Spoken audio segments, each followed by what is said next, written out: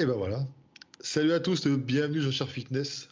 Attends, j'ai eu un bug là, je me suis dit, attends, Cher Fitness, c'est quoi? Et ben voilà. Salut à tous. Non, mais attends, je suis en train de rigoler comme un con. Salut à tous, bienvenue sur Cher Fitness. Aujourd'hui, je reçois. Putain, j'ai Alexis. du mal, hein. Salut à tous, bienvenue sur Cher Fitness. Aujourd'hui, je reçois Alexis. Alexis, qui est connu et inconnu. Inconnu Ok. surtout, non? Non, t'as dit c'est dans l'ombre. Et on t'a Ouais. vu récemment avec Corona Gym. C'est ça, le Corona J. Même Avner m'a mis pas mal en avant aussi sur Avenir deux aussi, trois ouais, vidéos. tout à fait.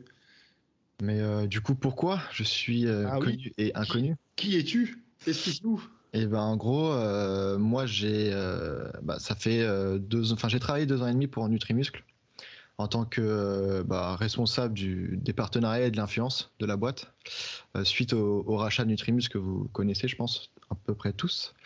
Et avant ça, en fait, j'ai aussi un diplôme de coach sportif et un master en école de commerce, tout simplement. Donc c'est ces deux diplômes qui ont fait que je sois rentré chez Nutrimuscle, et aussi le fait que j'étais ancien client de chez Nutrimuscle. Donc je connais un peu toutes les péripéties qui ont eu lieu avant le rachat et tout ce qui se faisait avant le rachat, quoi. D'accord. Oui, bah c'est derrière cette occasion-là, pour la petite info, hein, c'est à cette occasion-là justement que on s'est connus, puisque c'est toi enfin, on était entré en contact par rapport à ça, et tu m'as agréablement bien accueilli au sein de Nutrimuscle d'ailleurs. Encore une fois, d'ailleurs, je te remercie parce que mine de rien, tu sais faire, et puis tu nous as mis tout de suite à l'aise. Donc, En fait, le but était enfin, moi, ça fait très longtemps, j'ai 27 ans, donc ça fait peut-être, je sais pas, 7-8 ans que je suis un peu tout le monde du feed game, tout ce qui peut se passer sur YouTube. Et en fait, tu mettais déjà super bien en avant la marque avant d'être en partenariat avec Prozis. Donc pour moi, en fait, c'est quelque chose de normal de te contacter pour essayer de t'avoir chez Nutrimuscle. Parce que en fait, tu es un peu considéré comme un expert dans le monde du complément alimentaire avec tous les tests que tu avais pu faire avant, etc. etc.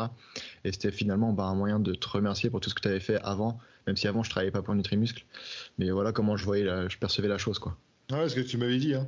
Ouais. Alors justement, tu as été donc tu étais responsable partenariat et c'est tout l'intérêt de ce genre de podcast parce qu'on me pose beaucoup de questions. Des fois, j'essaie de répondre, tu vois, par rapport au partenariat, etc. Mais c'est très intéressant justement d'aller discuter avec une personne dont c'était le métier et d'ailleurs dont encore, t'es encore en lien avec les influenceurs de toute façon. Ouais, j'essaye de gérer à droite à gauche du revenu pour essayer de subsister. Donc là, je travaille un peu main dans la main avec Greenway, donc qui est un concurrent de Nutrimuscle. Et puis j'essaye aussi d'aider certains ambassadeurs, influenceurs à trouver de nouveaux projets avec de nouvelles marques. Donc potentiellement, il y a quelque chose qui va se faire avec Avner quand la vidéo sortira. Et puis d'autres personnes qui sont un peu dans le même milieu que nous, quoi. D'accord. Et évidemment, tu as créé ta chaîne YouTube. Tu peux Ouais. nous en toucher deux mots. Qu'est-ce que tu comptes y mettre dedans? Ma chaîne YouTube de base, on l'a créée avec 4 autres potes pour délirer et mettre en avant tout ce qui était sport de force. Donc dans un premier temps, on avait fait des vidéos avec The Panache pour parler du power. Le but, c'était vraiment de mettre en avant des personnalités qui sont peu médiatisées. Donc oui, The Panache et enfin même Mia, tout ce genre d'athlètes, ils sont super connus dans notre monde à nous, dans notre petit cosmos. Mais finalement, en dehors de ça, ils sont pas aussi connus que d'autres athlètes, enfin d'autres sportifs de haut niveau. Donc le but, c'était d'essayer de faire en sorte que ces athlètes-là soient plus reconnus. Et puis après, petit à petit, on a aussi bifurqué sur tout le monde de l'artisanat, etc., etc., pour essayer de mettre en avant des métiers qui sont peu prisés actuellement, alors que c'est toujours bien de faire quelque chose de différent et qui permet de créer de la valeur, quoi. Ah ouais, c'est vrai. Ah, c'est intéressant parce qu'en plus, c'est pas courant. Je sais que j'aimais bien regarder, moi, à l'époque, les reportages. Tu sais, quand t'avais TF1, ils t'emmenaient à chaque fois dans un village Ouais. de France et t'avais un spécialiste, un artisan, des métiers oubliés parfois. Et c'est vrai que c'est. C'est grave stylé, c'est grave intéressant, tu peux apprendre plein de trucs. Après, le problème, c'est que il faut trouver les artisans qui veulent bien être mis en avant gratuitement parce que forcément, on n'a pas de quoi les payer vu qu'on commence. Et c'est ça qui est compliqué. C'est ça qui est compliqué, sachant que nous, on va leur dire qu'on va faire peut-être 1000 à 2000 vues par vidéo. En fait, ils s'en foutent, quoi. Ils s'en foutent parce que ça leur donne pas la visibilité qu'ils souhaiteraient avoir. Donc, compliqué de mettre ça en place. Mais je pense que petit à petit, on peut y arriver. Après, à côté de ça, j'ai d'autres projets. Je suis en train de montrer une autre boîte aussi, qui serait une application donc, qui me demande aussi un effort financier, un gros effort financier. Donc voilà, il y a pas mal de petits projets à droite à gauche, ce qui fait que finalement, au lieu d'avancer à fond sur un projet, j'avance petit à petit sur plusieurs projets différents. Ah, c'est bien, il faut entreprendre de toute façon, il ne faut pas rester mobile. Ouais, c'est ça, il ne faut pas rester mobile. Ouais. Ok. Alors, quand on a parlé de ce sujet-là, on a essayé, donc tu as fait une trame. D'ailleurs, je te remercie parce que on va essayer de parler un petit peu de tout ça. Donc, les influenceurs. Beaucoup de personnes veulent devenir influenceurs. En fait, maintenant, les gens, ils veulent plus. Ça, c'est à l'époque depuis la télé-réalité, de toute façon. Ils veulent plus être talentueux dans un domaine. Et ensuite, après, de là découlent des projets d'influence, par exemple le partenariat, etc. Maintenant, ils veulent être influenceurs. Donc, c'est ça qui est amusant. On va commencer justement, on va suivre la trame. Comment devenir influenceur? C'est ça la question parce que personnellement, c'est une question que je ne m'étais jamais posée, moi. Et toi, ouais, c'est vrai que quand tu as lancé ta chaîne YouTube, tu t'es pas demandé en mode, moi, comment je peux faire pour percer là-dedans? Non, parce qu'en fait, à la base, j'ai lancé ça pour juste partager les tests produits. Parce qu'en fait, j'avais remarqué qu'il n'y avait pas de tests Enfin, il y avait des tests qui existaient à écrit, mais c'était bidon. C'était des publicités déguisées. Et donc, je me suis dit, Ok. tiens, je vais faire mes tests moi-même. Et puis, au final, je me suis dit, attends, c'est con, je peux le faire en vidéo. Parce qu'avant, à la base, je voulais le faire que pour Planète Muscle. Tu sais, le partager sur le forum. Et puis, en fait, je me suis dit, tu sais quoi, j'ai créé mon site. Et j'ai créé mon site et mes vidéos étaient là pour montrer le test et récolter les avis des gens. À la base, c'était ça que je voulais faire. De toute Et, façon, à la base, tu pouvais pas te projeter en mode des réseaux sociaux, c'est ce qui va pouvoir me rapporter l'argent. Donc, puis ça n'existait pas en plus ouais. Instagram encore là. C'était YouTube, c'était le début, 2011. On n'était pas monétisé. Mm. Et je crois que même moi, la monétisation, quand j'ai commencé par exemple avec Prozis, mais c'était bien plus tard. Je crois que c'était en 2016, si je dis pas de bêtises. Ouais. Donc tu vois, je suis resté 5 ans à utiliser mes propres deniers pour tout en fait, hein, pour acheter. Alors les compléments, les marques me les envoyaient, mais parfois pas. Donc du coup, il fallait les acheter soi-même.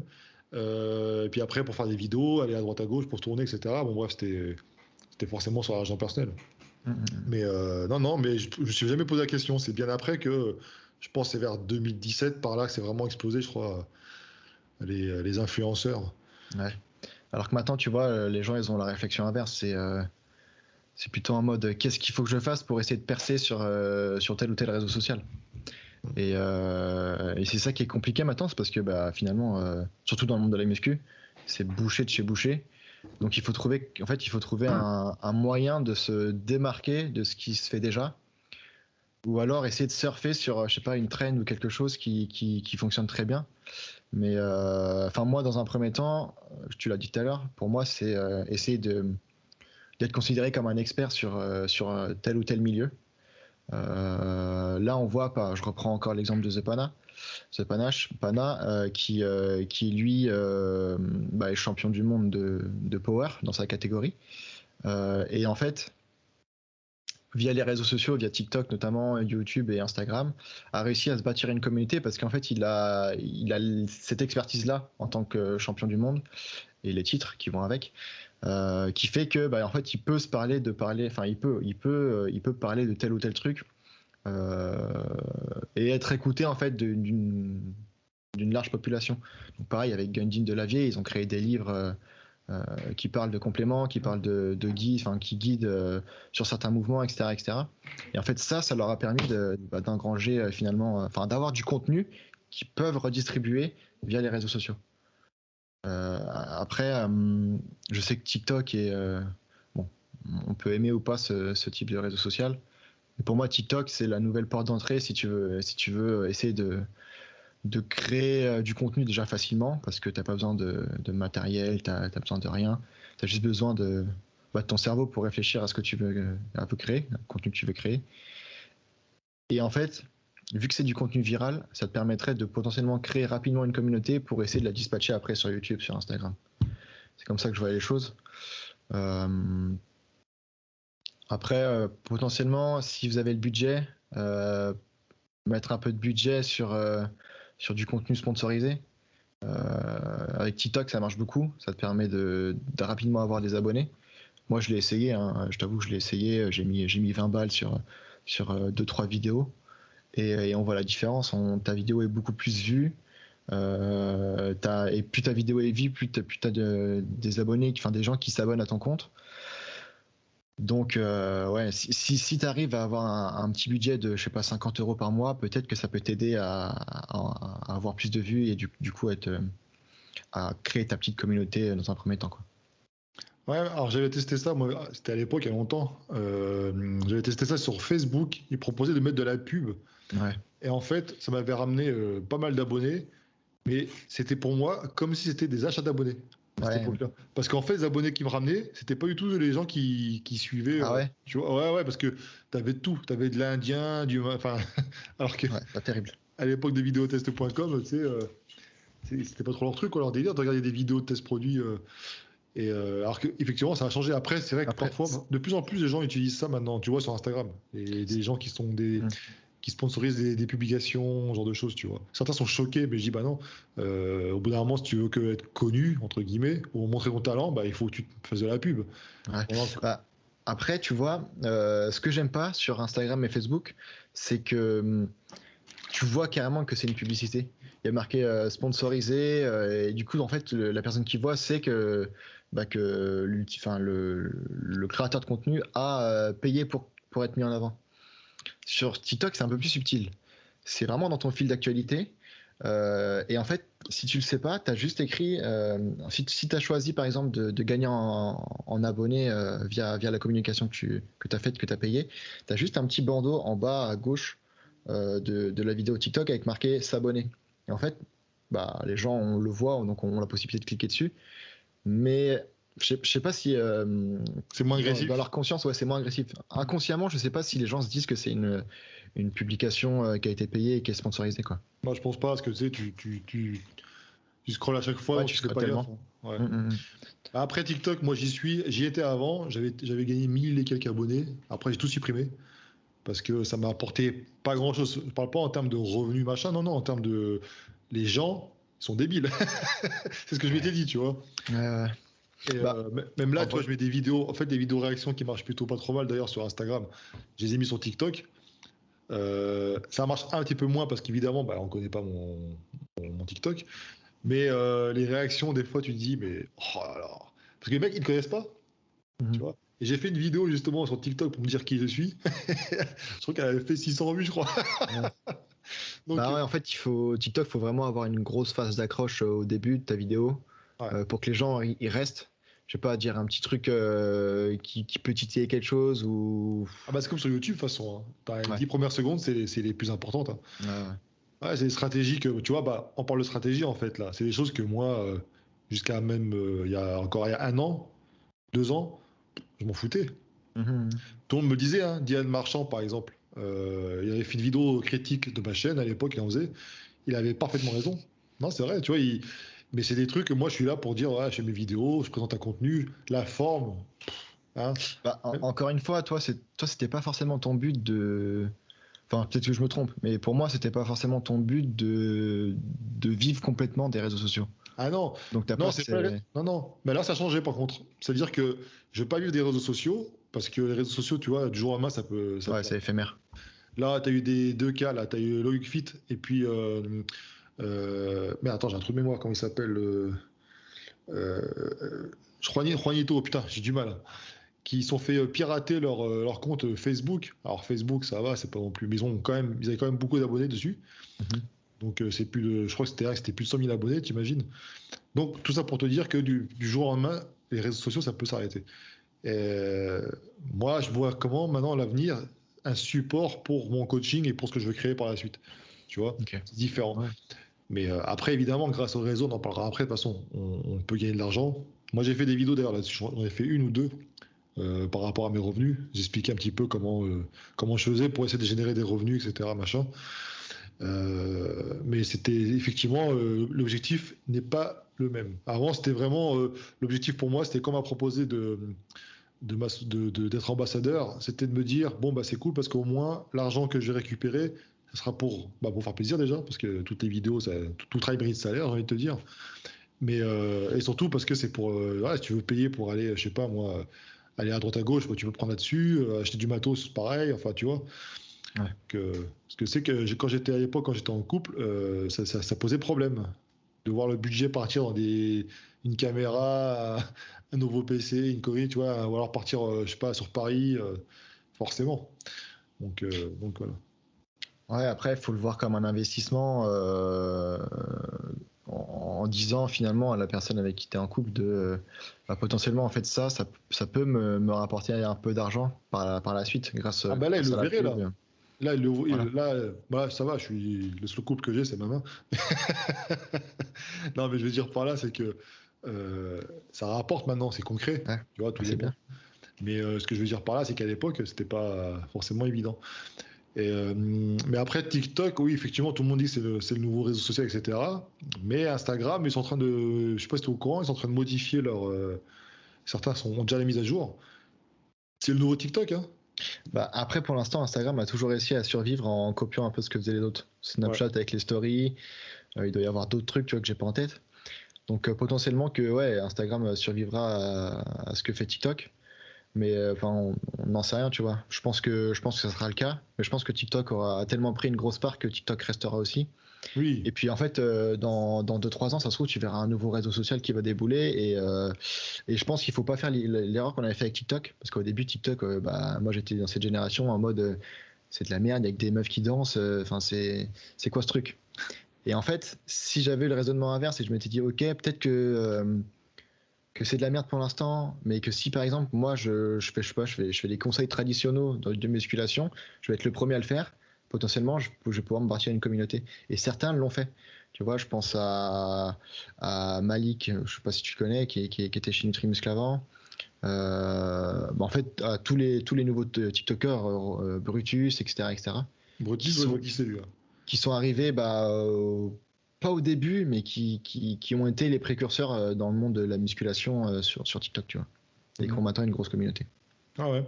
Non, c'est sûr, hein, TikTok, après, ça peut être intéressant. Mais après, comme tu dis, je pense que ça dépend comment. Les gens, ils cherchent avant tout TikTok, j'ai remarqué, ce sont les personnages. Par exemple, les cassos, on les appelle comme ça, parce que c'est clairement le cas, hein. Il y a des gens qui sont. C'est vraiment des cassos. T'as des histoires là une meuf qui mange le caca de sa fille ou je sais pas trop quoi, enfin des trucs, mais ça part. Ouais, ça Ils sont dégoûte. extrêmement suivis. Donc tu Mm. pourrais te dire, parce qu'avant j'avais un argument, je disais que ceux qui faisaient par exemple que des clashs, ils en vivent pas parce qu'à la fin les gens ils sont abonnés à leur chaîne que pour suivre les clashs, mais pas pour eux. Et là, bah, en fait TikTok m'a donné tort parce que cette meuf là par exemple, qui fait de la merde, elle est enfin sa fille a été retirée enfin elle a perdu la garde de sa fille parce que maltraitance, machin, enfin il y a plein de trucs comme ça qui sont. Eh bien, ici maintenant tu peux faire des lives où on te donne on te fait des dons. Ouais. Bah, les gens donnent et elle leur parle comme de la merde. Ils donnent. Tu vois ce que je veux dire? Et C'est ça. ça, je comprends pas, tu vois. C'est comme si je te disais, Ils sont cons, les gens. ah oui, il me manque, je sais pas, tel cadeau qui coûte en plus des ronds. Non mais vous êtes con quoi. Je vous ai demandé de me passer ça. Et dépêchez-vous, hein, j'ai pas que ça à faire. Et le pire, c'est que t'en as un qui va lui envoyer. C'est En moi fait, j'hallucine quand je vois ça. je pense qu'elle a une communauté de personnes très jeunes qui n'a aucune notion d'argent. TikTok, ils sont forts là-dedans parce qu'en fait, tu t'injectes de l'argent et après, tu as des petits, je sais pas, tu as des roses, t'as Oui, des oui, trucs oui. bizarres, tu vois. Ce qui fait que bah, le mec, il a mis ses 50 balles. En fait, après, il sait plus du tout ce qu'il donne à la personne. Et c'est comme ça qu'ils font de l'argent, les mecs qui font ça, là, qui font ce que tu dis. Ah, puis ils sont contents que la personne, souvent c'est des jolies filles, elles citent leur pseudo, elles sont contentes, ils sont Ouais. rares. Mais après, il y a des bonnes choses. Comme j'ai dit, hein, j'ai fait un post, une story il n'y a pas très longtemps. Je disais que, parce qu'en fait, c'est devenu maintenant tellement puissant que tu as des espèces de mafias là, qui foutent des enfants défavorisés sur la caméra, mais toute la journée, dans des pays étrangers, hein, à quémander de l'argent, tu sais. Mais constamment, non-stop. J'ai montré un extrait là, alors je sais plus en quel pays c'était, et ça marche. C'est ça le pire. Donc, enfin, tout ça pour dire qu'il y a du pire, comme partout, mais il y a des bonnes choses. J'ai vu des bonnes chaînes de TikTok aussi, il y a des coachs, tu parles de Brutus, en fait, c'est une personnalité, c'est un personnage, le mec. En plus, il a Ouais. des performances de ouf, tu vois. Mm. Donc, un beau bébé. C'est ça qu'il cherche, en fait, les gens avant tout. Comme tu dis, c'est une personnalité, quelqu'un qui se démarque, et par ses performances, Mais même quand tu donnes des bons conseils, c'est pas forcément ce qui a marché. Il y a un mec, là, je sais plus comment il s'appelle, le Piu Piu, je crois. Et ils ont une famille, ils ont tous des lunettes. Ouais. Tu vois qui c'est? Ouais, Popio. Popiou, Popio. ouais. Mais lui, il a un Il fait physique un de ouf, truc hein. manga. Ouais, il a un Ouais. physique incroyable. Mais ce qui marche, c'est qu'il a un physique drôle, tu sais. Tu vois, lui, son frère, et puis sa sœur, avec les lunettes, ils ont tous la même tête. D'ailleurs, à mon avis, le pseudo Piu Piu, là. Mais ils ont des bons conseils aussi. Donc, je pense qu'il faut allier, effectivement, sur TikTok, surtout, je pense encore plus qu'ailleurs, allier ce côté un peu, cette image. Et les Bah, tu vois, conseils. lui, il s'est démarqué parce qu'il a allié un peu tout l'univers manga avec l'univers muscu. Oui. Plus, Après, bien sûr, du conseil. Mais pareil, t'en as d'autres. T'as le Corona Gym qui s'est fait connaître parce que bah, ils avaient un concept différent des autres, en mode s'entraîner dans un garage pendant la période du Corona. Donc en fait, peu importe ton concept, s'il est différent et si les gens ils arrivent à accrocher dessus, bah ça marche. Hein. ouais. Bah, le Corona, je le connaissais pas jusqu'au jour où Marvel a fait une vidéo sur. J'ai fait Ah ouais? qu'est-ce qui se passe, c'est quoi? Et je suis parti voir. Alors, ce que j'aime bien chez eux, ils sont jeunes, hein, c'est des jeunes, tu vois. D'ailleurs, il y a des beaux spécimens, hein, la vache. Ouais. Mais c'est qu'on retrouve cet esprit un peu qu'on a perdu, ce côté un peu pote, tu vois, qui sont entre eux, qui essaient de se dépasser, etc. Machin. C'est sympa, ça. Après, après le reste, je dis, t'as raison, t'as parfaitement raison, il faut se démarquer par un concept. Mm-mm. Mais tu vois, ça donne déjà. C'est-à-dire que déjà, tu vois, par rapport à avant, tu voulais partager une passion, tu réfléchissais pas à tout ça. Je me mets devant la caméra, machin. Maintenant, limite, avant de te mettre dedans, il faut que tu réfléchisses déjà à un concept. Tu vois? Bah ouais, sinon Ça. ça marche pas. Non, non. Donc, c'est pour ça. Moi, après, tu vois, j'ai créé une nouvelle chaîne YouTube, là, Coach Aiki. J'ai la chance d'avoir une communauté qui me Mm. suit déjà dessus, tu vois. Donc, petit à petit. Mais c'est pareil, si je veux la faire vivre, cette chaîne, etc., il va falloir que je me démarque. Parce que les gens, ils en ont plein des vidéos de conseils, tu vois. Donc c'est pareil, ça demande beaucoup de réflexion. Voilà. Alors après, tu avais précisé, effectivement, c'est quelque chose, tu avais parlé de fit avec des personnes un peu plus connues, tu vois. Ouais. Ça peut faire décoller. Bah en fait ça le souci c'est que bah, si t'es personne, si t'as pas d'abonnés, bah tu vas te proposer des feats, mais en fait les gens ils vont dire bah non t'es qui? C'est Donc ça. il faut pareil, il faut trouver quelque chose, je sais pas un concept ou une idée qui fait que la personne qui est connue veulent bien faire le feat avec toi parce qu'en fait tu lui proposes quelque chose, enfin une valeur ajoutée quoi, quelque chose de supplémentaire. Donc là encore une fois bah faut essayer de se creuser la tête pour trouver un peu sa valeur ajoutée par rapport à d'autres. Qu'est-ce que moi je pourrais faire que d'autres ne font pas? Qu'est-ce que moi j'ai que d'autres n'ont pas? Ce genre de choses, je sais pas, des connaissances ou quoi que ce soit. Mais c'est aussi, tu vois, c'est compliqué, c'est que de la théorie. Là, je te le dis comme ça, c'est simple. Mais après, va te casser les méninges pour essayer de trouver quelque chose qui te démarque, c'est plus compliqué, bien sûr, en Mm. pratique. Ouais. Toi, je sais pas, t'as pas, bah, vu que t'as déjà un historique, t'as pas genre eu des périodes, enfin, d'un moment donné où tu t'es dit, il faut que je fasse un feat avec lui parce que je peux lui proposer ça, qui pourrait l'intéresser. Bah, à l'époque, les feats, en fait, déjà au début, j'ai refusé. Alors pas tous, hein, mais non, mais c'est pas dans ce L'associable. sens- Enfin, donc je refusais. C'est-à-dire que, tu vois, Thibaut InShape, par exemple, je l'avais aidé au début alors qu'il n'était pas connu. Mhm. Il m'envoyait ses vidéos en message privé sur Facebook pour me dire ah, qu'est-ce que t'en penses et tout. Tu vois, je donnais des conseils, parce que j'étais déjà depuis un petit moment déjà. Ouais. Et il m'avait proposé, tiens, n'hésite pas si un jour tu veux, machin. Et je m'étais dit non pour Thibaut. Parce que je voyais que c'était beaucoup de gamins qui le suivaient. Et je me suis dit, je veux pas de gamins. Après, les feats que je faisais, c'était toujours parce que la personne, je savais qu'elle allait apporter quelque chose. Tu vois, par exemple, comment ça a commencé avec le gun deal? Bah, c'est tout con, mais si je veux avoir des renseignements sur l'entraînement, j'ai la chance de pouvoir côtoyer une sommité dans ce milieu-là, donc je vais l'appeler lui, tu vois. Je vais pas appeler un mec qui a 3 ans de muscu. Donc c'est plutôt par les connaissances qu'elle pouvait apporter que je proposais des featuring. Après, moi, quand je démarchais les gens, attends, de mémoire, j'essaie de me rappeler, j'ai jamais fait de vidéos genre en feat. Euh, non, parce que les vidéos que j'ai fait, c'est que les podcasts en fait, au final, en feat. Si je dis pas de bêtises, hein, parce que ça fait tellement longtemps maintenant que. Après, tu vois, les podcasts, c'est aussi une valeur ajoutée parce que ça te permet de parler avec un autre et de voir ce que l'autre peut raconter. Euh, ça peut être considéré comme un truc ajouté parce que lui, il ne fait pas de podcast de son côté. Enfin, je sais pas. Oui, maintenant, il y en a de plus en plus qui en font, c'est une bonne chose. Mais le truc, c'est que, tu vois, par exemple, quand tu dis ça par rapport aux personnes connues, par contre, j'ai donné beaucoup comment dirais-je, d'espace publicitaire, entre guillemets, à des gens qui n'étaient pas connus. En fait, des fois, je surfais sur YouTube et je voyais un mec, je dis, putain, c'est cool ce qu'il fait et tout, c'est pas mal. Et je lui disais, bah, tu vois, si tu veux, je te propose de faire une minute de pub sur ma vidéo, la prochaine vidéo, tu m'envoies une présentation rapide, et puis, t'avais pas mal de gars comme ça qui ont commencé. Tu prends notamment Ok. Major Mouvement, Ouais. qui avait une petite communauté, mais sans plus. Il a fait une pub sur ma chaîne, tu vois.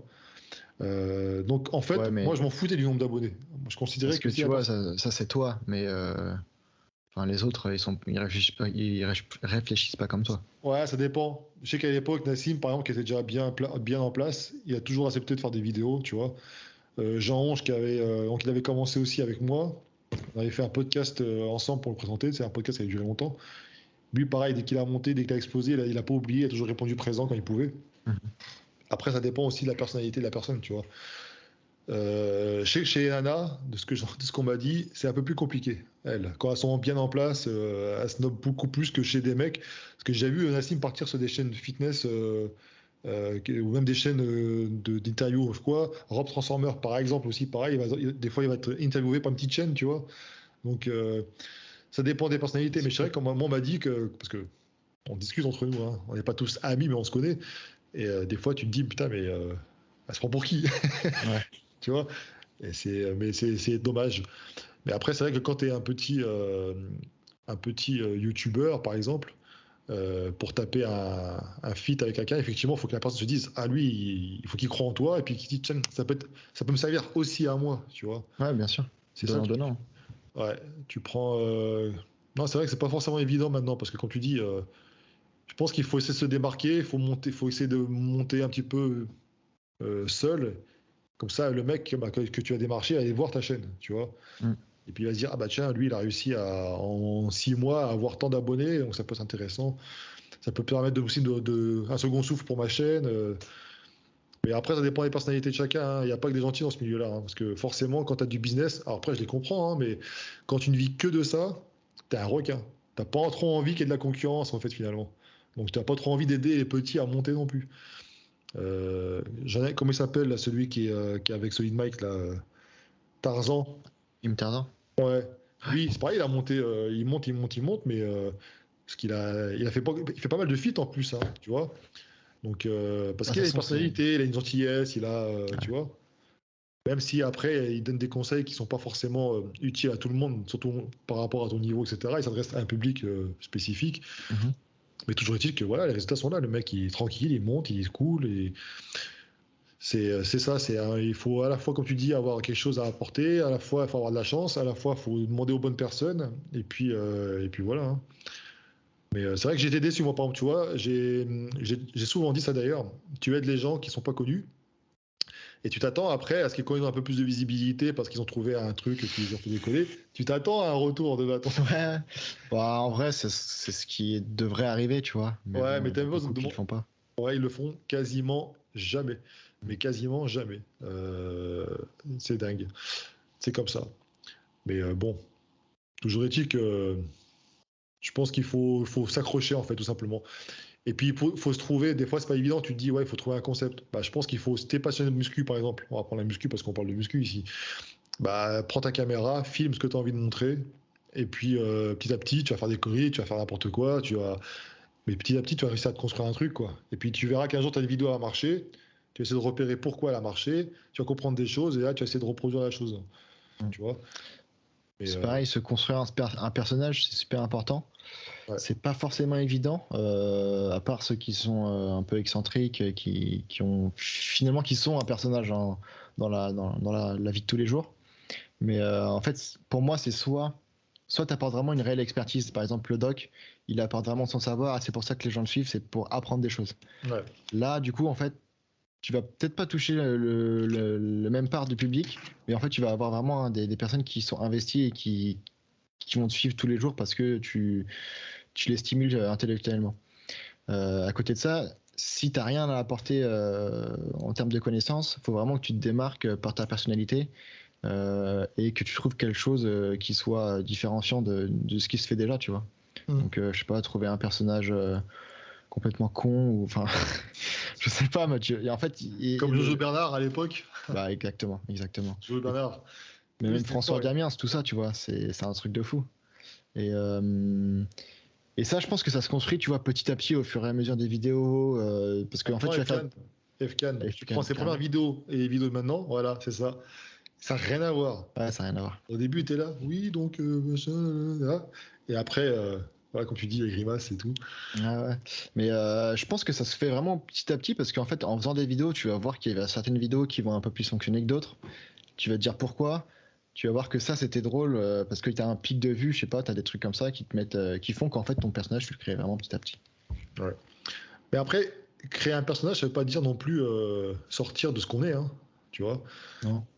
Parce que ça se voit, quoi. Enfin, après, il y a des mecs qui sont doués pour ça, hein, qui sont doués pour.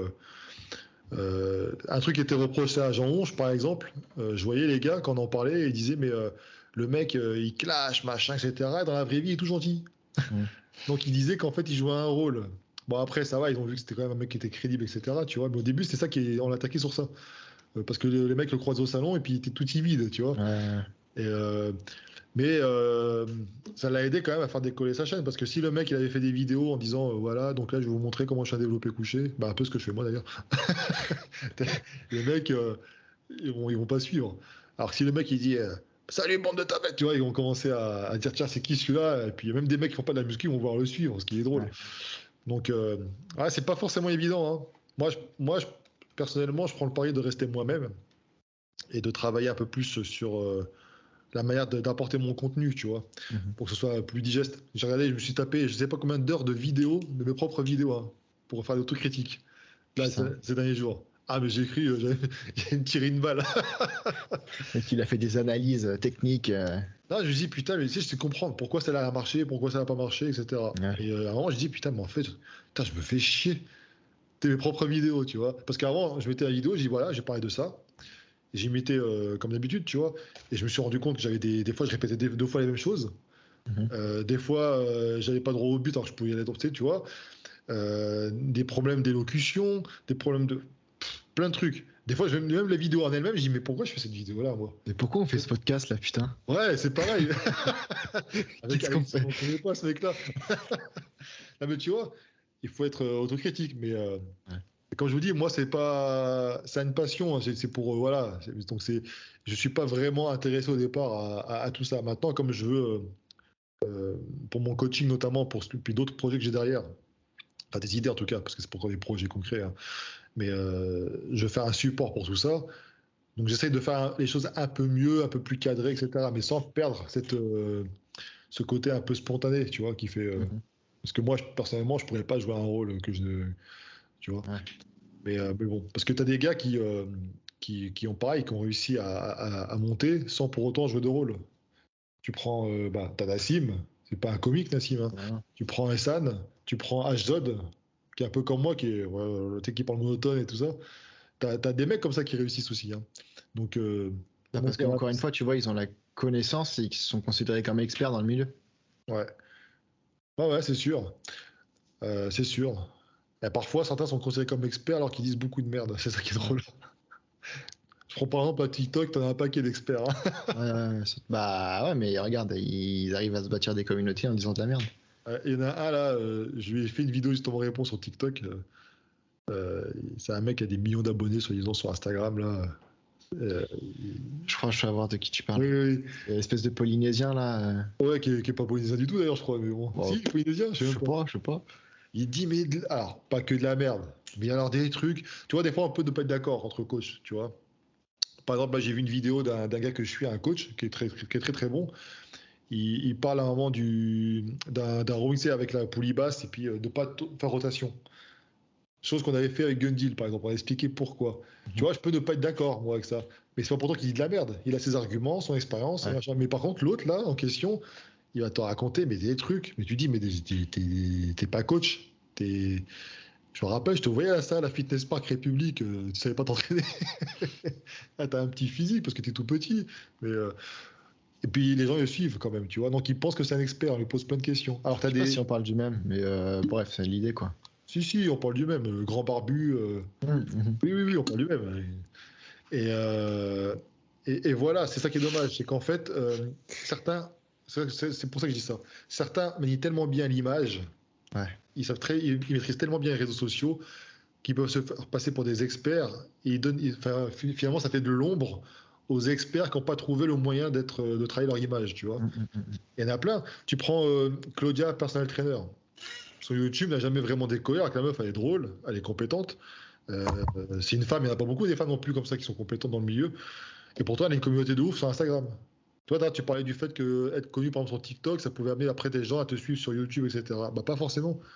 Tu prends Sty S. Littlebird, elle a beaucoup d'abonnés sur Instagram, elle en a pas autant sur YouTube, hein. Mhm. Tu vois, il y a des exceptions, mais c'est pas forcément vrai. Ouais, ouais, ouais. Après, tu vois, ce genre de personnes, c'est plutôt des personnes qui ont été mis en avant et recommandées euh, par d'autres. Tu vois, il me semble que S. Little Bird, elle avait bien été mis en avant par Thibaut InShape sur Instagram. Oui, il y en a eu pas mal, oui, Euh, effectivement. Ouais. et du coup, en fait, ça joue. Après, tu vois, c'est à toi d'essayer de créer du contenu qui soit bah, tout simplement du contenu sur YouTube pour essayer de rapporter en fait les personnes qui te suivent sur cette plateforme-là.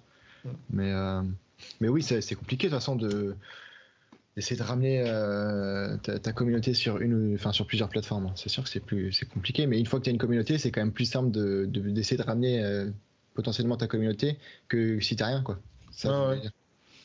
Bah, après, moi, sur Instagram, je semble avoir trouvé ma voie, pour l'instant, avec mes Reels, Ouais, qui m'ont fait gagner 6000 abonnés en même pas un mois, je crois. c'est bien. Ouais, mais après, ce qui serait intéressant, c'est que ces abonnés-là, parce qu'ils te suivent pour les vidéos que tu fais, drôles, machin, réactions et tout, ok.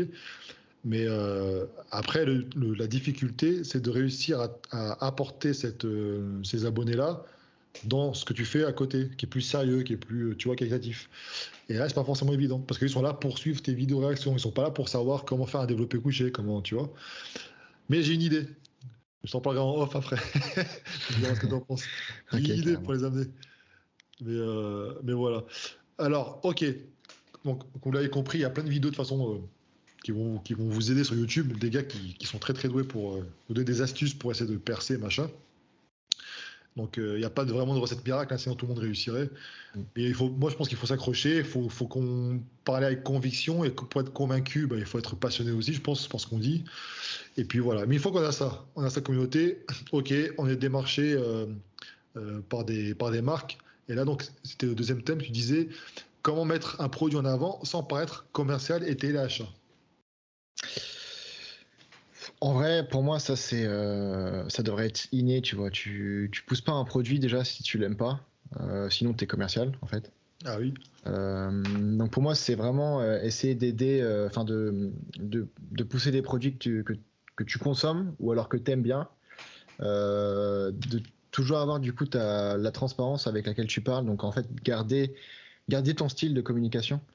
Si tu joues au débile, bah, tu continues de jouer au débile. Si tu es plutôt quelqu'un d'expert dans un milieu, parler du produit d'une manière comme si tu étais un expert sur ce produit-là. C'est vraiment de garder bah voilà, comment tu communiques avec les gens sur tes réseaux sociaux, tout en incluant en fait les différents points que la marque va te donner.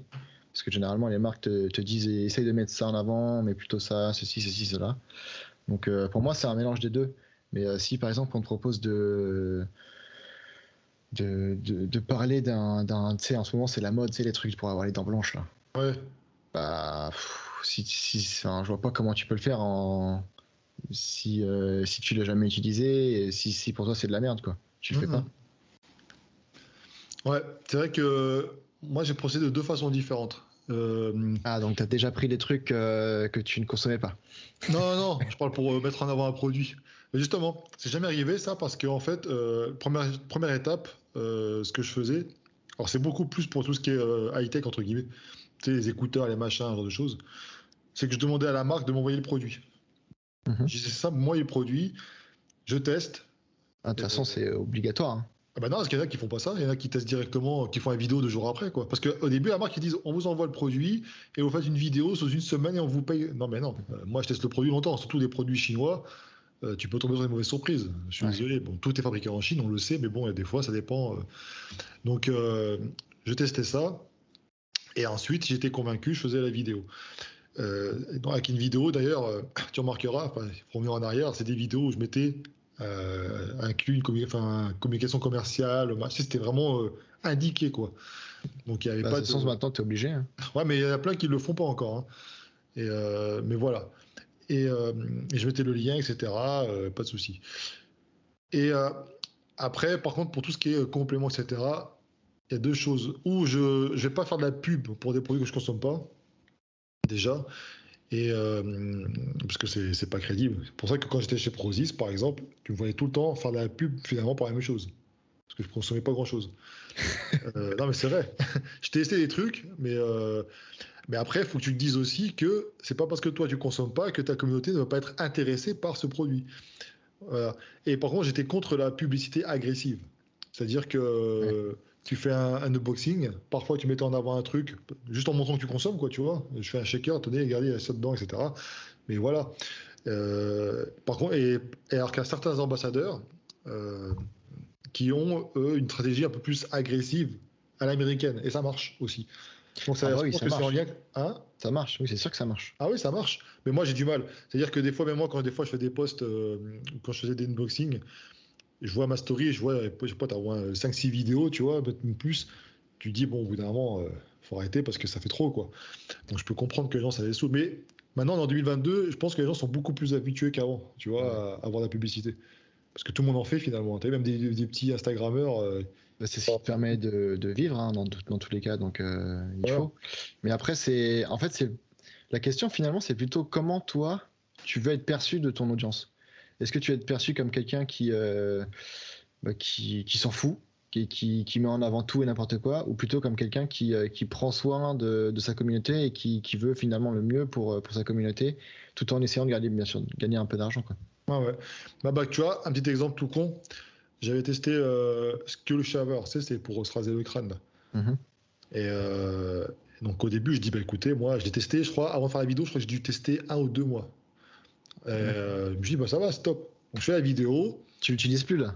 Si, si, j'utilise. Voilà, je l'ai pas utilisé là, mais j'utilise toujours, hein.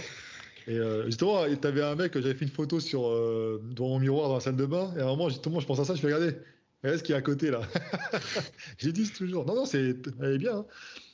Mais et à un moment, je sais pas, peut-être. Alors, je sais plus exactement parce que j'ai fait un post Instagram et puis surtout sur YouTube. J'ai fait le truc, il commence à s'écailler, tu vois. Mm. Et ça, c'est un problème que d'autres utilisateurs avaient signalé Mm. dans les avis. Ok. Qu'est-ce que j'ai fait, moi? J'ai fait un post, j'ai dit voilà, mise à jour. D'ailleurs, je fais même aussi un truc, je crois, par un commentaire épinglé sur ma vidéo. Voilà, au bout de temps, j'ai constaté ceci, cela, machin, etc. J'ai pas cherché à communiquer la marque. Avec la marque. Ils m'avaient envoyé le produit gratuit, pas d'argent, hein, j'avais juste le produit. Ok. J'ai juste signalé ça. Eux, ils sont tombés dessus peut-être 1 mois après, par hasard, ou je sais pas comment ils ont fait. Et ils m'ont proposé de me renvoyer les têtes qui étaient. Et effectivement, depuis, plus de soucis, tu vois. Ah bah, c'est cool. Voilà. Mais c'est pas, ce que je veux dire par là, c'est que si un produit ne marche plus, je le dis. Tu vois, je vais pas.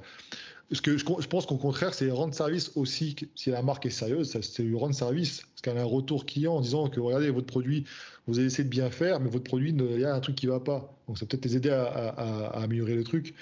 Mais bon, des fois, il y a des marques, ils sont pas dans cette optique-là. Ils sont là pour vendre, vendre, vendre, vendre, vendre à fond. Sous les marques qui vendent, tu sais, tout ce qui est écouteurs, machin, etc. Ils sont pas là pour assurer un suivi pendant 2 ans, tu sais. Donc ça ne fait pas plaisir quand tu fais ça. Mais bon, tant pis, hein. J'ai toujours fait les tests produits en disant voilà, les choses qui étaient pour moi correctes, pas correctes. Et même à l'époque des compléments alimentaires, je te dis, des marques qui voulaient me payer. J'avais les mails à l'époque, j'avais quasiment plus maintenant. J'avais les mails avec mon équipe, on se partageait ça. Des mails de mecs qui disaient, écoutez, voilà, si vous pouvez nous mettre en avant.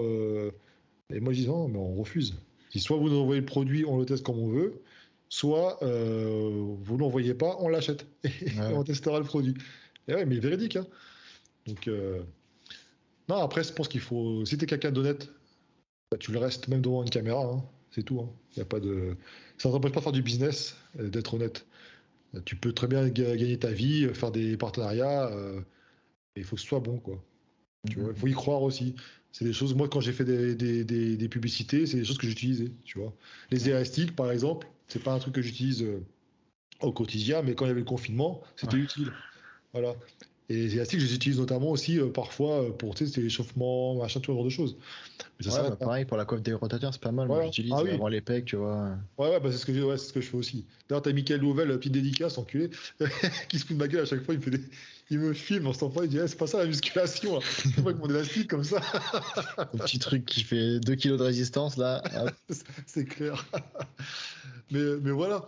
Mais tout ça pour dire que ouais, faut effectivement faire attention parce qu'après tu tombes bah, dans le fitness, c'est arrivé déjà, mais je pense que c'est le plus dans tout ce qui est télé-réalité là. Alors là, t'as des pépites.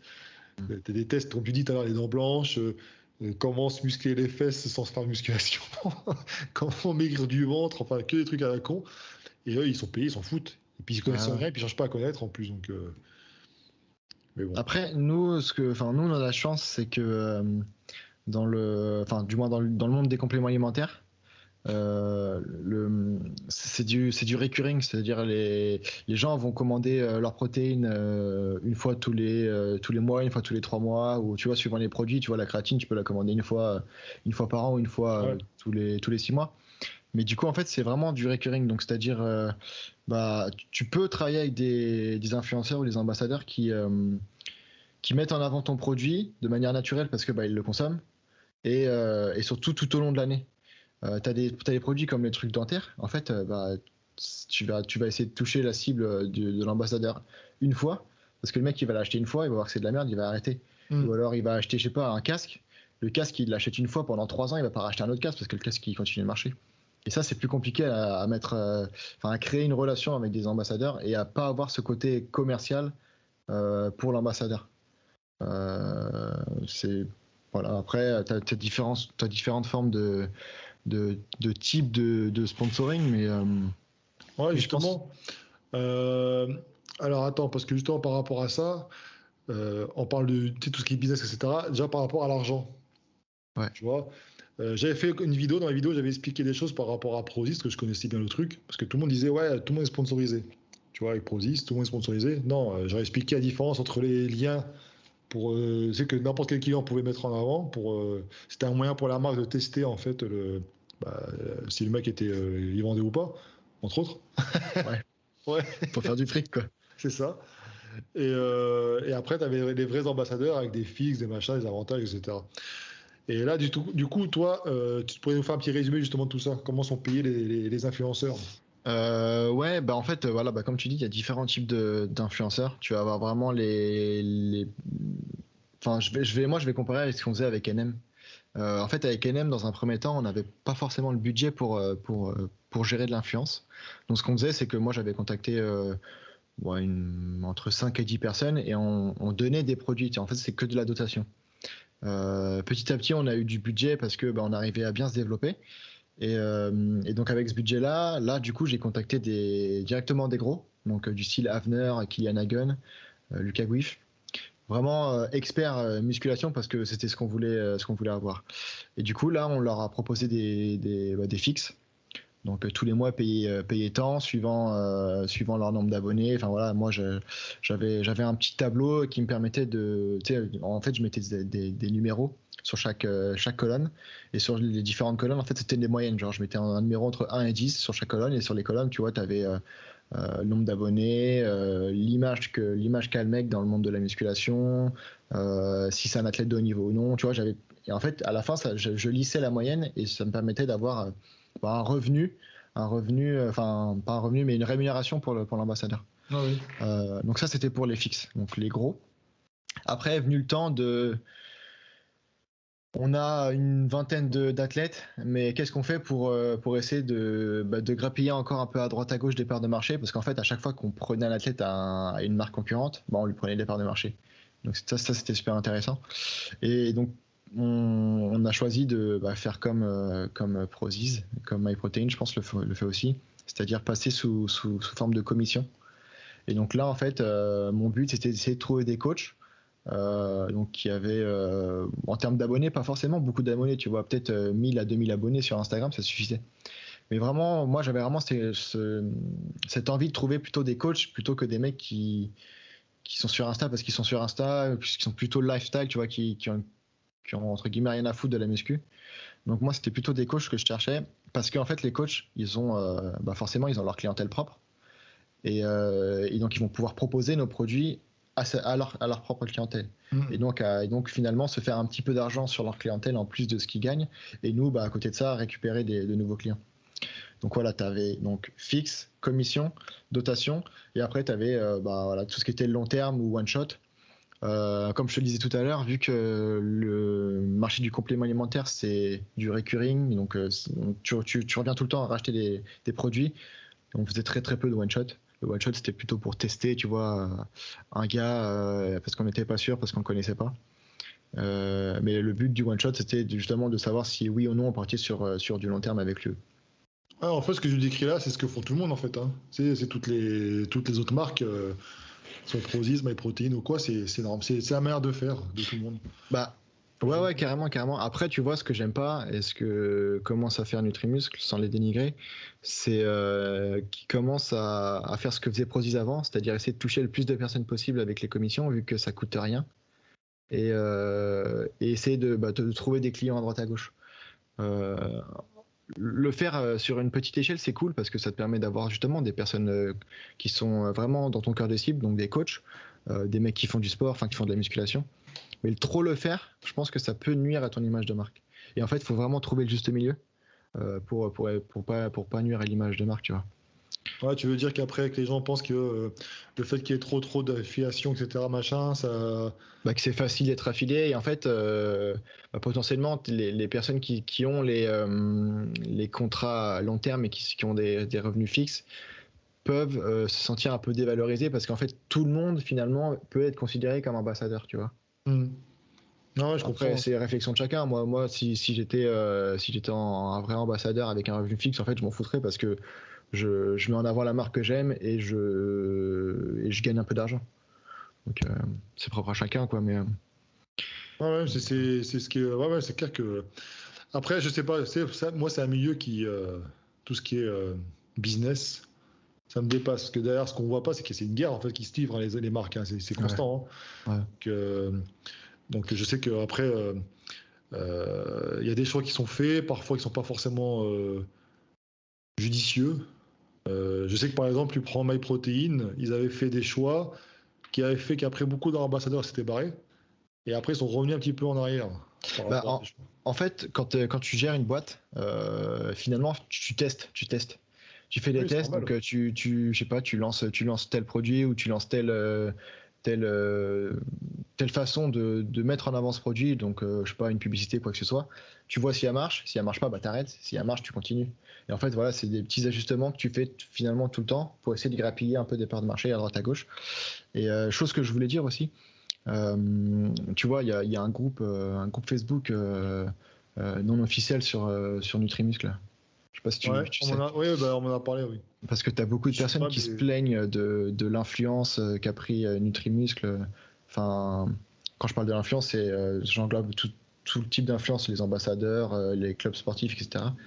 Et qui disent ouais, les prix ont augmenté parce que ils ont X influenceurs qui parlent de leur marque. Mais en fait, déjà d'une, c'est faux. Bah oui. Parce que si tu contactes un influenceur et que tu travailles sur le long terme, en fait, cet influenceur, il te rapporte de l'argent. Il t'en fait pas perdre. Bah oui. Parce que bien sûr, nous, on travaillait sur un pourcentage, c'est-à-dire on donnait un pourcentage de chiffre d'affaires qui était corrélé, même si c'était un fixe, qui était plus ou moins corrélé avec ce que nous rapportait l'influenceur. Donc ça, c'est faux. Et qu'est-ce que je voulais dire ? Ouais, bon, ça n'a aucun rapport, mais tu vois aussi, après, par contre, dans le sens où c'est vrai, c'est qu'on travaillait aussi avec des clubs sportifs comme la section paloise et l'Union Bordeaux-Bègles, donc qui sont les clubs pro dans le top 14, l'Union Bordeaux-Bègles qui doit être entre la 2e et 3e place, si ce n'est premier. Je suis pas trop le rugby, mais voilà. Et ça, par contre, ça coûte un peu d'argent. Nous, on avait réussi à négocier les choses pour que ça nous coûte très peu. Mais tu vois, sur le long terme, ça peut coûter de l'argent si l'image de marque reste affiliée à ces clubs sportifs. Donc en fait, ça s'équilibre et en final, ton influence, ça te rapporte toujours de l'argent, quoi. Bah, ils ne le feraient pas. Je sais que Prozis, ils avaient fait ça aussi, sponsoriser des clubs de foot. Et après, ils en avaient arrêté quelques-uns, ouais, parce que par rapport à ça, qu'après, forcément, quand c'était une équipe qui passe en Ligue 1. Ouais. Bah après, tu vois, c'est plutôt de l'image de marque. Donc en fait, tu payes pour améliorer ton image de marque quand tu fais ça. Oui, puis ça touche des gens qui. Parce que là, nous, on est dans le milieu du fitness, etc. Mais eux, ce qu'ils veulent toucher aussi, les marques, c'est l'ensemble des sports, parce que les compléments alimentaires, il y en a partout. Hein. Ouais. Bah, nous, on avait essayé avec Nutrimus de toucher d'autres types de sports, tu vois, l'athlétisme, l'escalade, ce genre de choses. Mais tu te rends compte que finalement, il y a que les muscu, il y a vraiment que les go muscu qui consomment des compléments. Les mecs qui font, je sais pas, qui font du foot, ils vont très rarement consommer des compléments, alors qu'ils pourraient, tu vois, ils pourraient consommer des glucides en intra-training, ce genre de choses, même du collagène pour éviter d'avoir des douleurs articulaires ou tendineuses. Ah, ils sont pas éduqués. Ils sont pas éduqués, ouais, c'est ça. Ils sont pas éduqués. Ils sont pas éduqués et justement, c'est tout l'intérêt de ma chaîne qui va arriver, enfin qui est arrivé. C'est tout l'intérêt justement par rapport à ça. Après, moi, je pense que c'est une bonne chose que les marques cherchent à se développer, mais je pense qu'il faut qu'elles gardent leur ce qui a fait. Bah, c'est un peu comme on va le comparer, c'est quoi aux influenceurs, tiens, justement, youtubeurs. T'as youtubeur qui commence sa chaîne, on le suit parce que authentique, ceci, cela. Le mec prend beaucoup d'abonnés et à la fin, il change, tu vois. Et ce qui fait que les gens, ils le suivent plus forcément pour la même raison, même s'ils grappent. Et ce qui fait que ces vidéos chutent comme ça, tu vois. Donc je pense qu'il faut chercher à se développer, tester des choses, c'est très bien, mais il faut pas perdre de vue ce pourquoi on existe, quoi, tu vois. Donc c'est ça la difficulté en fait. C'est la difficulté de rester soi-même. Alors, tu disais donc, ouais, bah, tu as tout parlé, hein, commission, fixe, dotation, etc. Comment, justement, toi, tu choisissais tes ambassadeurs? On va dire, il y a un mec comme ça, comment tu faisais pour. C'était du bouche à oreille, tu surfais, tu connaissais. Parce que par rapport à d'autres marques c'est que des commerciaux, toi, tu es un mec qui connaît très bien aussi le milieu du fitness. Ouais, j'avais cette chance-là, c'est qu'en fait, ça faisait peut-être 7-8 ans que j'étais sur YouTube et que je m'abrutis devant tes vidéos, tu vois. Et d'autres. Donc du coup, en fait, je connaissais très bien ce monde-là parce que j'adore ça et que j'en prends part, tu vois. Donc j'avais cette chance-là. Après, si tu connais pas du tout le milieu, nous on travaillait avec c'est pas réellement des agences, mais c'est des espèces de logiciels qui te permettent de regarder. Enfin, en fait, tu as un logiciel, tu tapes des mots-clés que tu veux, je sais pas, musculation, nanana, tu rajoutes genre des filtres en mode dans quel pays sont les abonnés de la personne, quel âge ont les abonnés de la personne. En gros, tu as des logiciels qui te permettent de traquer tout ce que tu veux. Après, tu cliques sur entrée et tu as une liste d'autant de personnes que tu veux, 50, 100, 300, voire plus, avec tout ce qui est lié à l'influenceur. Et en fait, c'est comme ça que tu trouves finalement des personnes qui conviennent à l'image de marque que tu veux véhiculer. Et puis après, voilà, bah, c'est classé soit avec les taux d'engagement de l'ambassadeur, soit, je sais pas, Tu peux rappeler le taux d'engagement? Qu'est-ce que tu appelles le taux d'engagement? Le taux d'engagement, c'est, pour faire simple, c'est entre guillemets une moyenne entre ton nombre de likes, le nombre de commentaires et le nombre de personnes qui ont vu ton post. Ah, qui ont vu ton post, d'accord. Ouais. Ok. Et puis après, ça dépend des réseaux sociaux. Si tu vas sur YouTube, tu dois avoir la durée de visionnage, etc. etc. Donc ça, c'est le taux d'engagement. Donc c'est une des données primordiales par rapport au choix des gens. Après, les logiciels qu'on utilise, ils ont ils ont des annotations qui te permettent de dire que lui, il est plus intéressant qu'un autre. Et du coup, il compare aussi le taux d'engagement des posts sponsorisés et non sponsorisés. Donc en gros, tous les jeux concours que tu as pu faire avec une marque, tous les partenariats que tu as pu faire avec une marque sur les réseaux sociaux, ça, le logiciel le voit et compare avec tes autres posts pour voir si quand tu mets quelque chose en avant, ça marche mieux ou moins bien qu'un post traditionnel. Ah oui. Donc en fait, ça va très loin. Hein. Ouais, mais ça va loin. Après, c'est quand tu signes, quand tu crées ton compte sur Instagram, sans le savoir, tu signes ce genre de choses. Oui, si. Avec Instagram, en fait, la seule chose que le logiciel ne peut pas avoir, c'est tout ce qui est lié aux stats de tes stories, parce que c'est éphémère et que c'est de la donnée personnelle, quoi. Et encore, on peut le demander, on peut demander aux influenceurs d'accepter pour qu'on nous on puisse voir les stories derrière, avoir les stats et tout. Par contre, ce qu'on fait, c'est que vu qu'on n'a pas cette donnée-là, en fait, on peut demander à l'influenceur de nous envoyer des screens de ses précédentes stories pour qu'on puisse avoir le nombre de personnes qui regardaient. Maintenant, il y a les likes sur les stories, donc le nombre de personnes qui ont liké, qui ont interagi, qui ont envoyé des messages via les stories. Donc en fait, si une marque ne veut pas se planter, elle peut le faire en utilisant les logiciels ou même en parlant avec l'influenceur pour avoir les données précises et lui proposer finalement un revenu qui soit en adéquation avec ce que peut apporter l'influenceur. Tout ça pour dire que ceux qui achètent encore des likes, des machins, etc. En fait, ça se voit. Bah oui, ça se voit. Ça se voit, le logiciel les voit et du coup, en fait, ton annotation, enfin ta note globale, elle est dégueulasse. Et T'as été surpris des fois ou pas, non, quand t'as vu certains noms sortir? ouais. Sans dire qui c'est parce qu'on va pas les. Ouais, j'ai été surpris. Bah ouais, je peux dire qui c'est. Je sais pas si tu les connais, mais potentiellement oui. Notamment dans les sports de combat, il y en a pas mal. Ah ouais? Ouais. Je te dirai en off. Ouais. Et pareil, voilà, il y avait beaucoup d'Indiens dans les followers. Putain. Parce qu'en fait, tu vois la part, le pourcentage de personnes dans chaque pays qui suit. Ah ouais. Putain. Mais du coup, en fait, c'était. D'ailleurs, j'ai eu de la chance parce que on était en train de limite signer des trucs, un contrat. Et après, je me suis dit, je vais quand même regarder. Et quand j'ai regardé, j'ai fait, ok, bah, c'est mort. Ah bah. Putain, je vois pas trop l'intérêt de faire ça à chaque fois. J'ai toujours. Enfin, Moi, je vois l'intérêt, c'est un mode pour essayer de lancer ta chaîne. Je vais me dire que c'est pas bien, mais le fait d'avoir des vues sur YouTube, Ah, sur notamment, YouTube, acheter des vues, oui. sur YouTube, ça te permet quand même d'avoir une certaine forme de légitimité. Et quand les gens tombent sur ta chaîne, de se dire, ok, bah lui, il a déjà quelques vues, donc je vais potentiellement le suivre.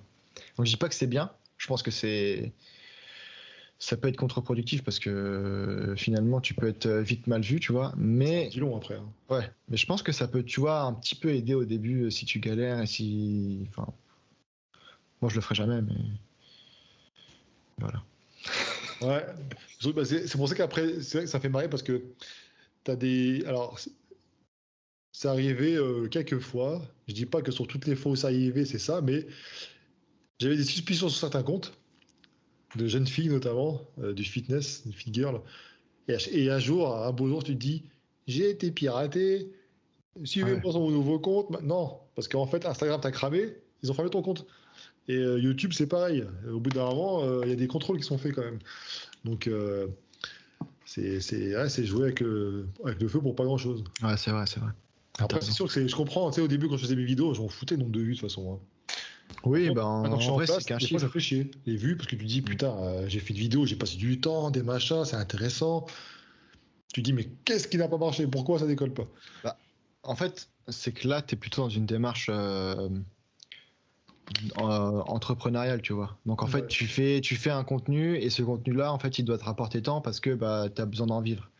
Quand tu commences, t'as pas forcément besoin d'en vivre. Généralement, tu as un Non. taf à côté ou alors tu es étudiant. Enfin, tu vois, ce qui fait qu'en fait, t'es pas obligé de mettre un peu d'argent pour augmenter ton nombre de vues. C'est censé, si tu as du contenu de qualité, c'est censé venir petit à petit.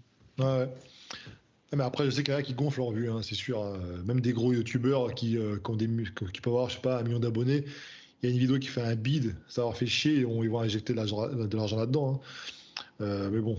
Après, moi, je dis, c'est eux leur conscience, quoi. Comme d'hab. Hein. C'est pareil, moi, je voyais des mecs qui avaient beaucoup d'abonnés, et quand tu voyais des lives, ils étaient que 3-4, quoi.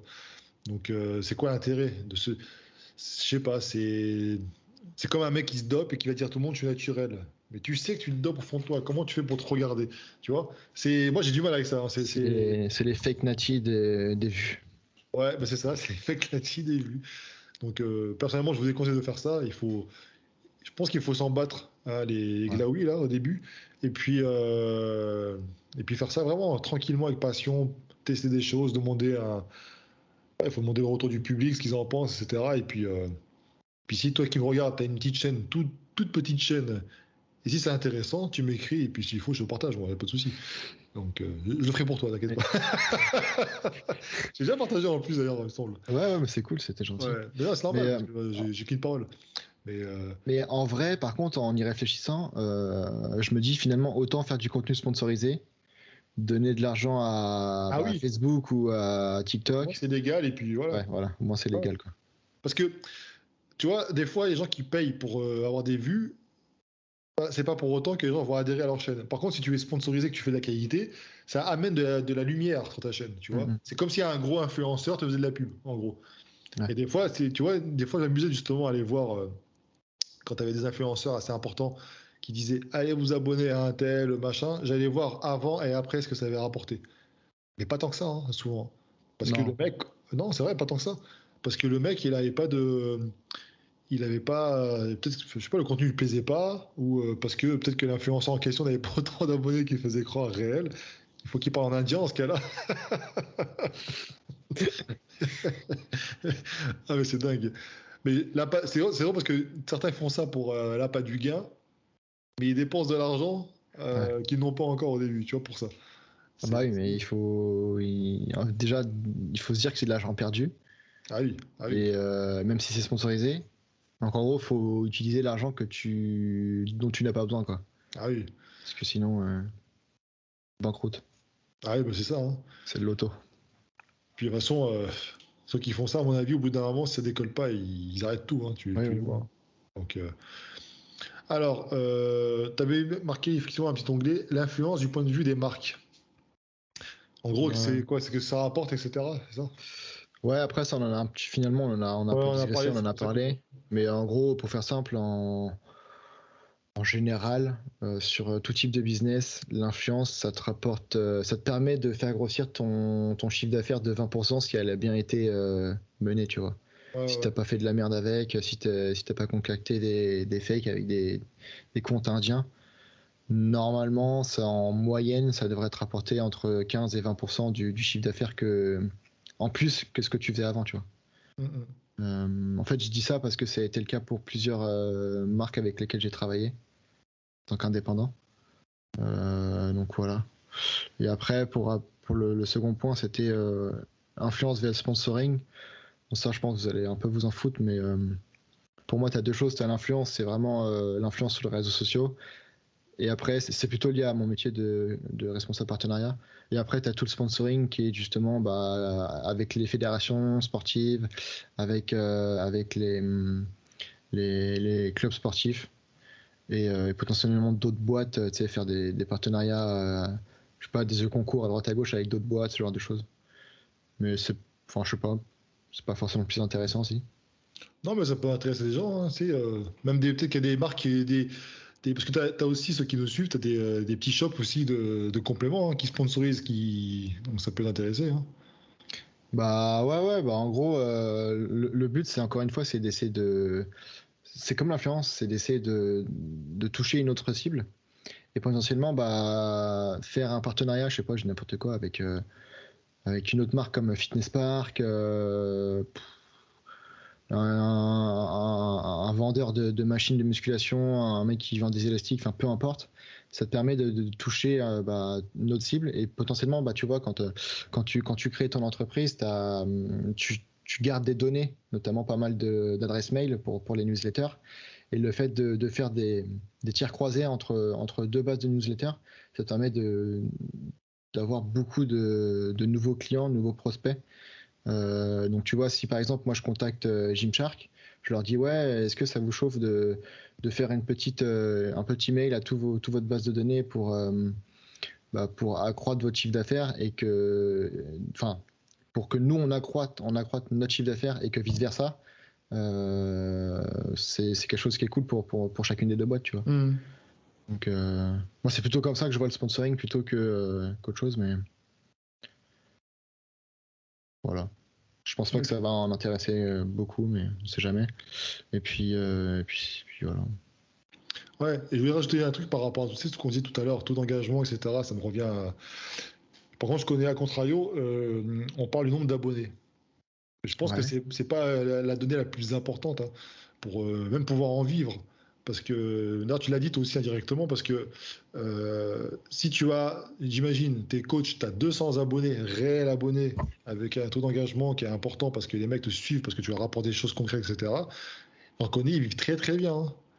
Et dès Bah qu'ils font après, 200 abonnés, c'est trop juste, tu vois. un Mais je pour pense que c'est un coaching, chiffre. pour Ah, coaching, ok. ouais. Ah Ouais, mais tu ah bah vois, oui, non, par bah, contre pour bah. faire du, oui, par contre pour faire du sponsoring, etc. Non, c'est pas assez. Tu prends un mec de, je sais pas, qui a 5000 abonnés. Tu vois, c'est pas énorme par rapport à certains qui ont 200, 300, 400 000. Mais si ces 5000 sont là et qui le suivent vraiment parce qu'il apporte quelque chose et tout ça, le mec il est tranquille. Généralement, c'est le cas, hein. Ça se passe comme ça. Généralement, nous, on appelle ça les nano-influenceurs. Donc, c'est un terme, tu sais, t'as les nano, micro, macro, enfin, Ouais. t'as 20 000 termes, suivant le nombre d'abonnés. Et généralement, ouais, les mecs qui ont moins de 100 000 rapportent beaucoup plus que les mecs qui ont genre 1 million, n'importe quel chiffre plus élevé, tu vois. Parce Mhm. qu'en fait, ils ont des communautés qui. En fait, généralement, c'est des influenceurs qui sont vraiment dans d'activité qui leur est propre. Donc, nous, la musculation. Tu vois, les influenceurs de muscu, t'en as très peu qui vont au-dessus des 300 000 en Ouais. France. Pourquoi? Parce qu'en fait, c'est une niche, la musculation, et il y a que des mecs qui font de la musculation ou des meufs qui font de la musculation qui vont les suivre. Et donc, en fait, moins t'as d'abonnés, plus t'es considéré dans une niche et plus ton public peut te suivre sur les conseils que tu peux leur donner.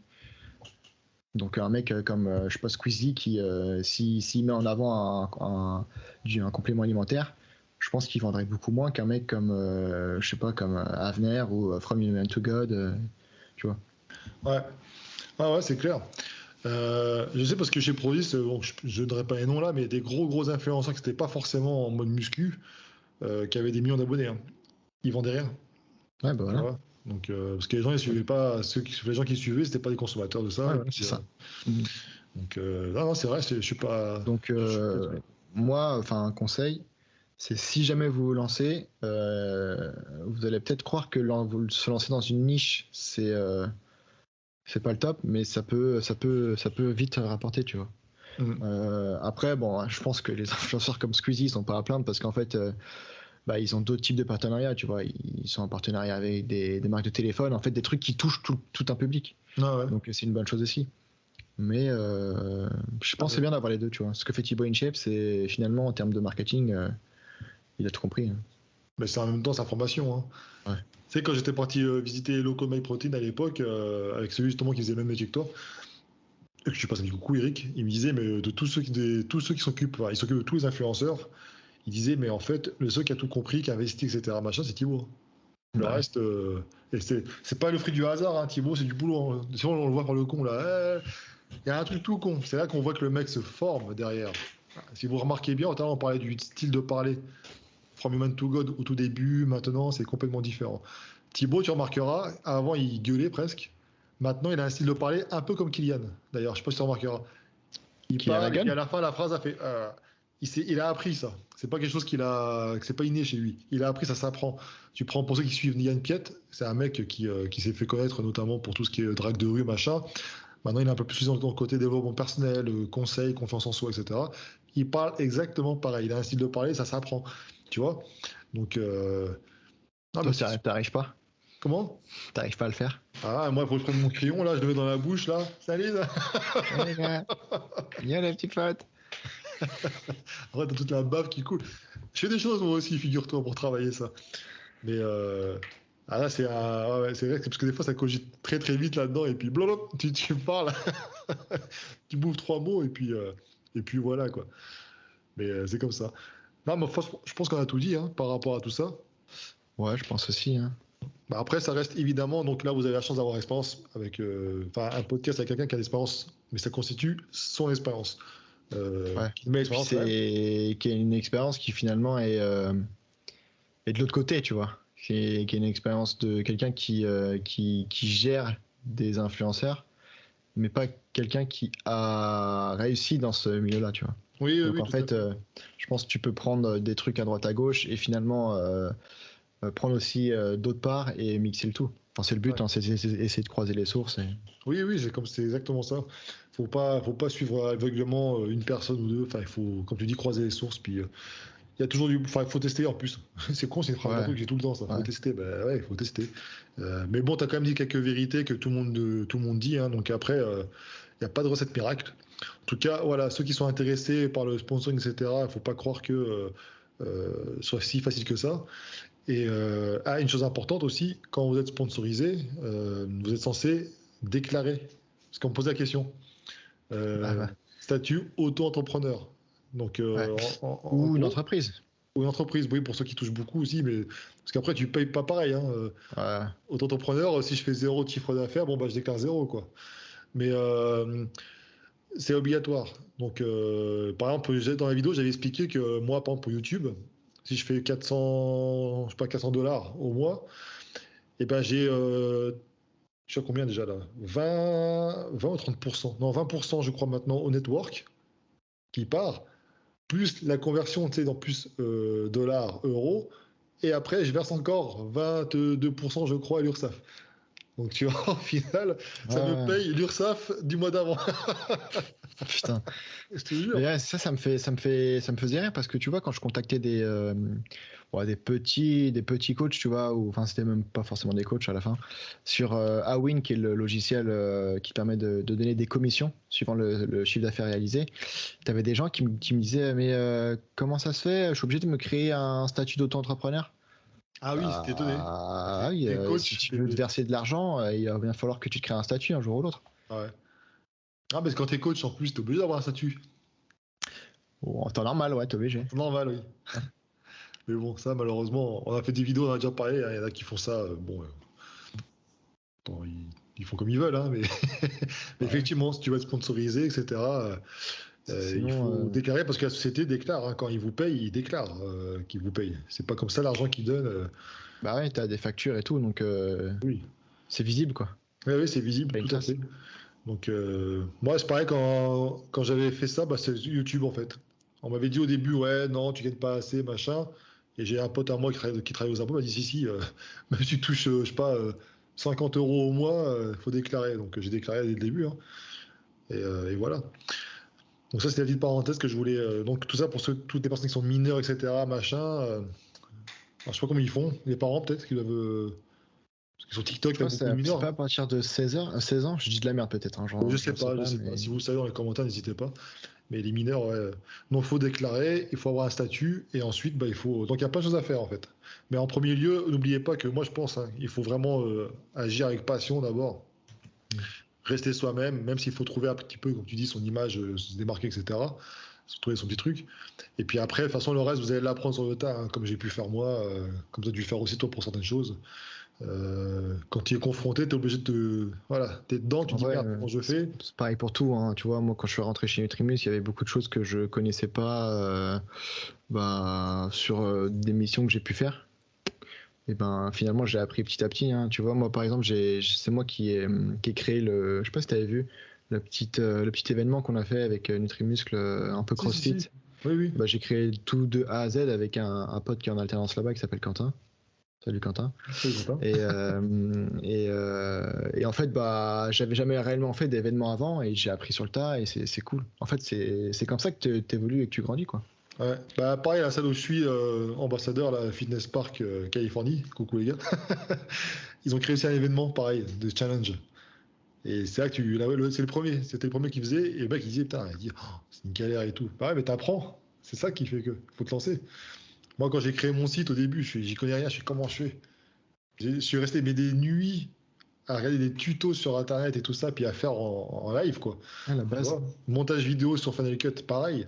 Donc, au bout d'un moment, il faut sortir un peu les doigts du cul, quoi. Donc, alors, tu dis que TikTok, par exemple, c'est la facilité pour celui qui ne sait pas monter, qui n'a pas que ça à faire, etc., mais qui a des choses à dire, bah, TikTok ou Instagram. Voilà. Ouais. Franchement, c'est la solution pour l'instant que je vois le mieux. Et après, si tu veux évoluer, faire des vidéos plus longues, machin, parce qu'en plus, il faut pas oublier que YouTube reste quand même le deuxième moteur de recherche, hein, le plus important au monde. Donc, faut pas hésiter après sur YouTube. Voilà. Major Mouvement, il avait commencé sur Instagram, et après, il était sur YouTube. Ok. Tu vois. Et puis après, il a fait la télé, machin, ce qui fait que ça a fait grimper. Ouais. Mais voilà. Bon, bah ça va. Bah écoute, je te remercie en tout cas pour toutes ces informations. Au plaisir. Merci à toi. C'était cool. Et puis, de toute façon, je pense qu'on te reverra. Bah, si t'as des idées de podcast, quoi que ce soit, moi je suis dispo, hein. Ouais, Pas ouais, de souci, au plaisir, hein. ok. Même si j'ai des idées à te proposer, je le ferai. Exactement. Même vous, si dans les commentaires, n'hésitez pas, hein. Alors, je mettrai en lien. T'as quoi? T'as une chaîne YouTube? Ouais, la chaîne YouTube, c'est La Pitance. Ouais. LA, plus loin, Pitance. Mon Instagram, c'est alexis.valo. Et pareil, j'ai un TikTok aussi, alexis.valo. Bah, je mettrai les Mais trois, voilà. YouTube, c'est un peu en stand-by actuellement. Je vais potentiellement reprendre un peu plus tard. Mais voilà, en ce moment, je suis plus sur TikTok et Insta, quoi. Ok. Donc voilà, comme ça, si vous avez des questions à lui poser, il ne faudra pas hésiter. Bon, bah, je te dis à bientôt. À bientôt. Merci à toi. Ciao. Ciao tout le monde.